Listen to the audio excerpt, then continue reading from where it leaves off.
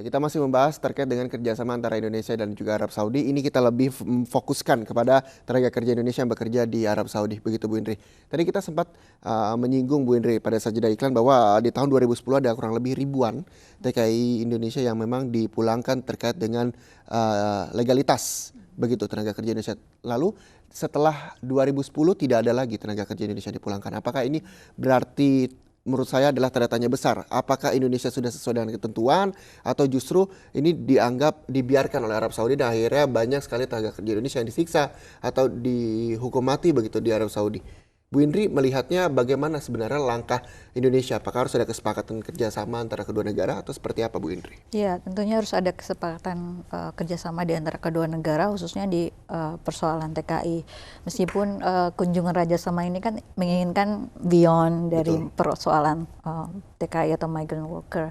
Tapi at least ini digunakan oleh pemerintah kita untuk meminta komitmen yang lebih kuat dari pemerintah Arab Saudi untuk turut berkontribusi dalam perlindungan terhadap TKI di Indonesia, di mana persepsi umum dari masyarakat kita adalah mengenai TKI di Arab Saudi itu adalah mengenai penyiksaan, kemudian hukuman mati, pelecehan seksual begitu. Iya. Nah, terkait dengan tenaga kerja Indonesia, sebenarnya ketika peraturan dari Arab Saudi sendiri terhadap tenaga kerja Indonesia ini jauh lebih berat terhadap peraturan di Arab Saudi atau memberatkan tenaga kerja Indonesia yang bekerja di Arab Saudi, Bu Indri? Ya, tentu saja sistem labor system di Arab Saudi ini memang cukup memberatkan bagi tenaga kerja kita, terutama kan paspor kan bagi para TKI ini, buruh migran ini kan dipegang oleh majikan. Nah, itu tentu saja kan itu mempersulit ketika terjadi kasus-kasus yang kita tidak inginkan. Itu akan sulit bagi si TKI ini untuk bisa bergerak atau melakukan pengaduan.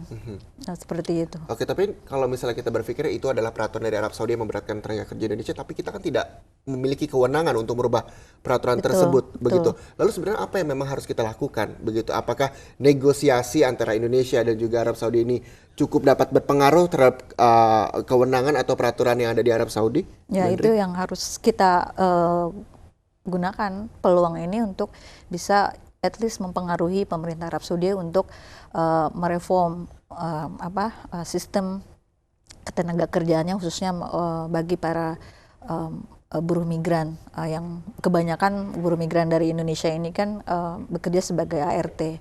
Dan juga sebenarnya yang diinginkan oleh pemerintah Indonesia juga adalah memberikan peluang bagi tenaga kerja Indonesia yang bekerja di sektor-sektor yang bukan hanya ART, tapi juga sektor yang lebih lebih levelnya di level middle level gitu. Jadi misalnya di sektor perminyakan atau juga sektor konstruksi, tidak hanya ART. Jadi image bangsa Indonesia sebagai bangsa pengekspor buruh migran itu kalau bisa kita ubah persepsinya.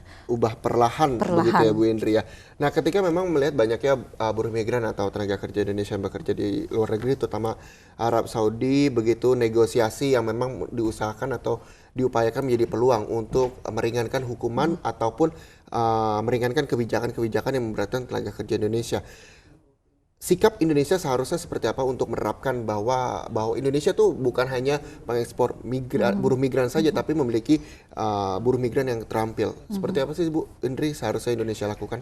Ya, itu tadi meyakinkan pemerintah Arab Saudi. Itu sudah dilakukan oleh pemerintah Indonesia. Yang harus dilakukan oleh mungkin BNP 2 TKI atau tenaga kerja yang nantinya akan dikirim ke Arab Saudi misalnya.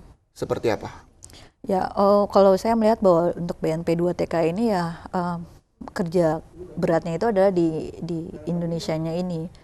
Jadi bagaimana melakukan screening terhadap para agen-agen tenaga kerja yang nakal, yang tidak memenuhi syarat. Yang misalnya kita semestinya juga mempersiapkan buruh migran yang skillnya itu juga memiliki skill yang tinggi, yang dapat bersaing dibanding kalau kita bandingkan buruh migran di Filipina itu kan skillnya udah lebih tinggi dan mereka tidak hanya jadi ART ya, tapi kan juga dibutuhkan di sektor kesehatan, menjadi perawat. Betul. Itu kan juga banyak. Nah, sebaiknya juga Indonesia bisa Menerapkan hal yang sama seperti itu. Oke, selain bentuk kerjasama dari Indonesia terhadap Arab Saudi dengan adanya tenaga kerja Indonesia, sektor pariwisata menjadi salah satu sektor yang diajukan ke pemerintah Arab Saudi yang memang dapat diinvestasikan oleh Arab Saudi ke Indonesia. Salah satunya Bali. Bali memang menjadi salah satu potensi wisata, apalagi dengan keanekaragaman budaya di sana. Berbeda agama di sana, toleransi agama yang dikedepankan. Apakah ini juga menjadi salah satu nilai jual buat Indonesia terhadap investor-investor dari Arab Saudi, Bu Indri? Iya, betul. Memang saat ini fokus untuk fokus pemerintah Indonesia untuk memberikan destinasi wisata ini adalah Bali.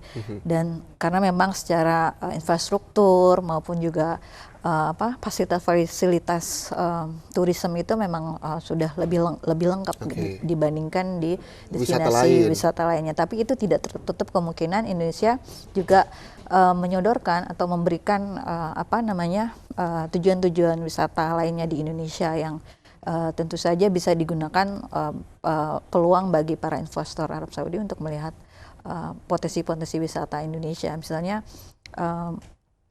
kalau saya tidak salah itu ada dalam MOU dalam hal pariwisata juga ada kemungkinan pengembangan wisata di wilayah lainnya di Indonesia, salah satunya misalnya di Banten, Tanjung Lesung itu juga masuk dalam bentuk kerjasama juga di Belitung juga dan wilayah lainnya. Betul. Sebenarnya yang kita ketahui bahwa Bali itu hampir seluruh dunia tahu potensi wisata yang ada di Bali. Apakah Indonesia ini sebenarnya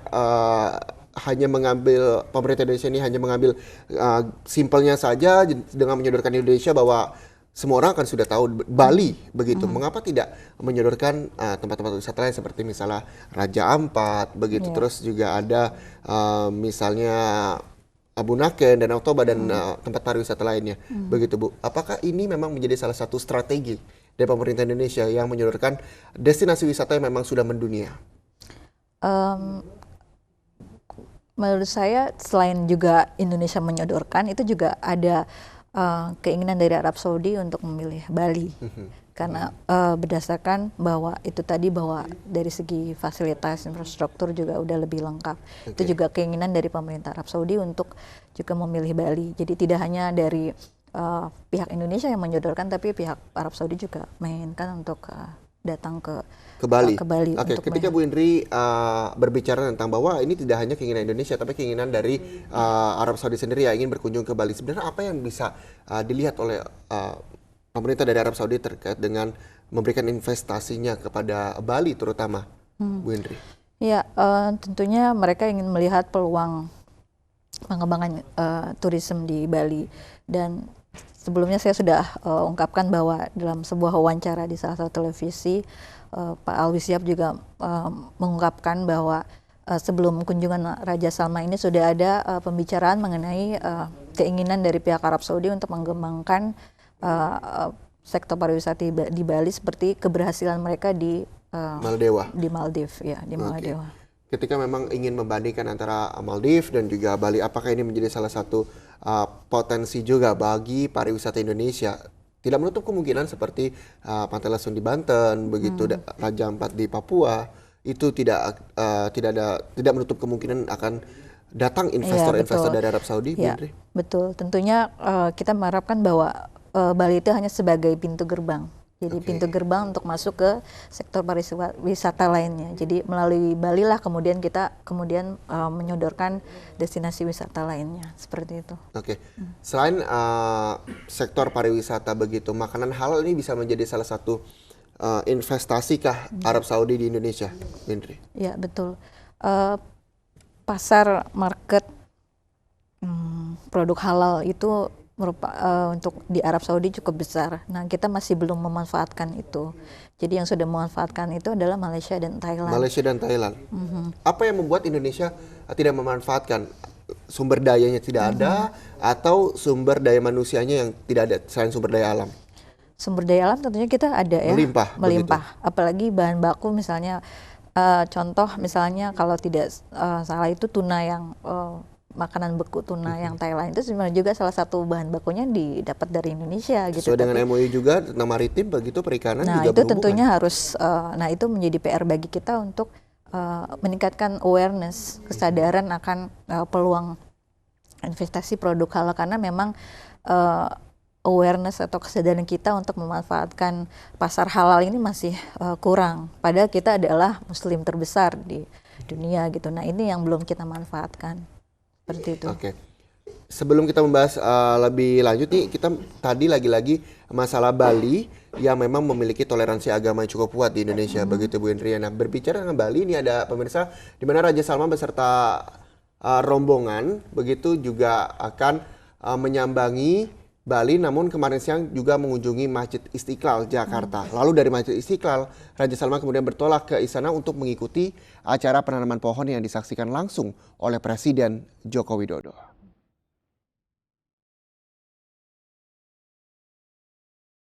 Kunjungan Raja Arab Salman beserta rombongan di Masjid Istiqlal Kamis siang berjalan cukup singkat, yakni hanya sekitar 5 menit dari rencana awal kunjungan yang akan berlangsung selama 30 menit. Kedatangan Raja Salman beserta Presiden Joko Widodo dan sejumlah menteri kabinet kerja untuk melaksanakan sholat tahiyatul masjid 2 rakaat. Rombongan tak sempat mengelilingi bangunan Masjid Istiqlal karena harus melanjutkan kegiatan selanjutnya di lokasi yang berbeda. Dari Masjid Istiqlal, Raja beserta rombongan kemudian bertolak ke Istana Kepresidenan untuk mengikuti acara penanaman pohon. Prosesi penanaman pohon dilaksanakan di halaman tengah Istana Kepresidenan. Sebelumnya, pegawai istana sudah menyiapkan berbagai alat untuk menanam pohon. Adapun pohon yang ditanam berjenis pohon kayu ulin. Pohon ini merupakan pilihan Presiden Joko Widodo. Pohon ulin sendiri melambangkan kekuatan hubungan antara Indonesia dengan Arab Saudi. Diharapkan hubungan antar kedua negara akan semakin kuat setelah kunjungan Raja Salman ke Indonesia. Dari Jakarta, tim liputan MNC Media memberitakan.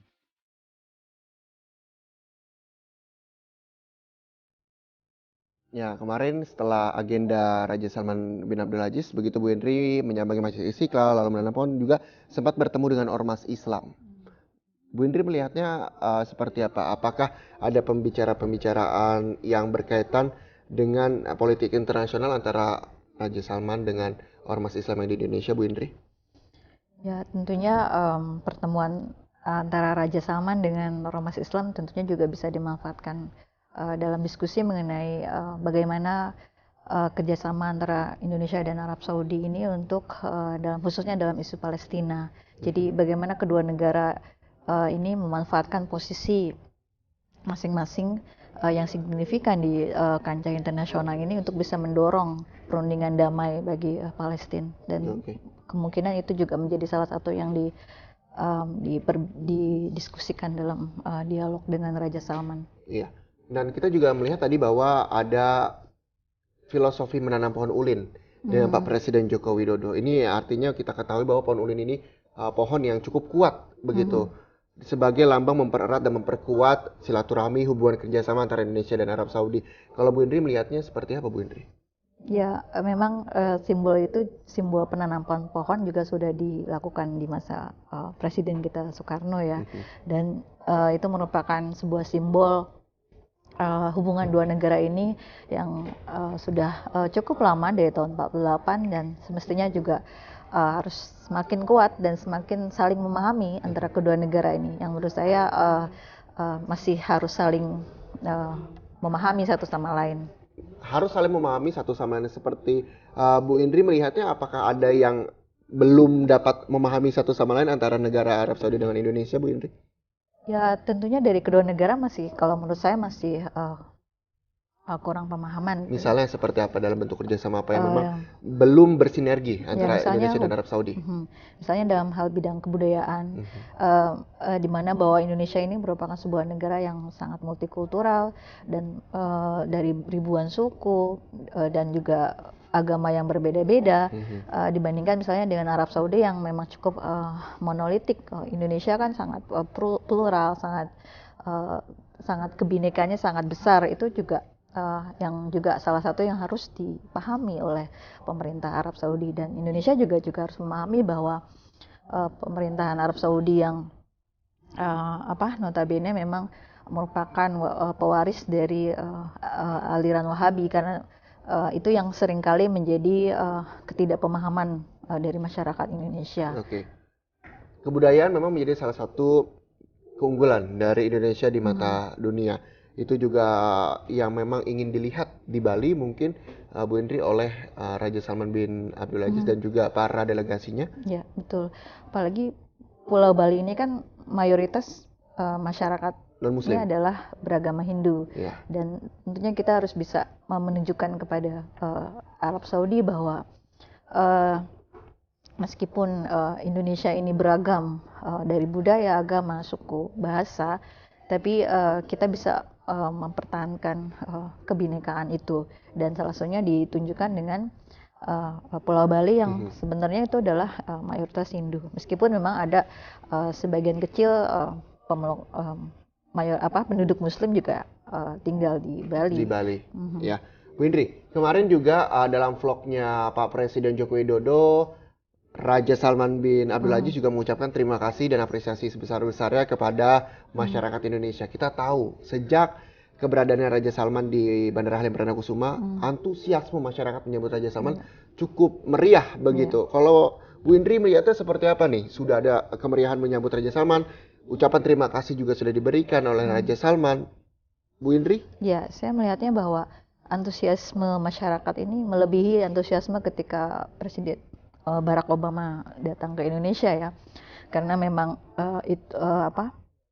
kesamaan common identity, terutama Islam, ini yang membuat masyarakat kita sangat antusias. Apalagi Arab Saudi ini merupakan negara di mana Makkah dan Madinah itu berada di sana, dan itu yang memunculkan rasa kecintaan bagi masyarakat Muslim Indonesia untuk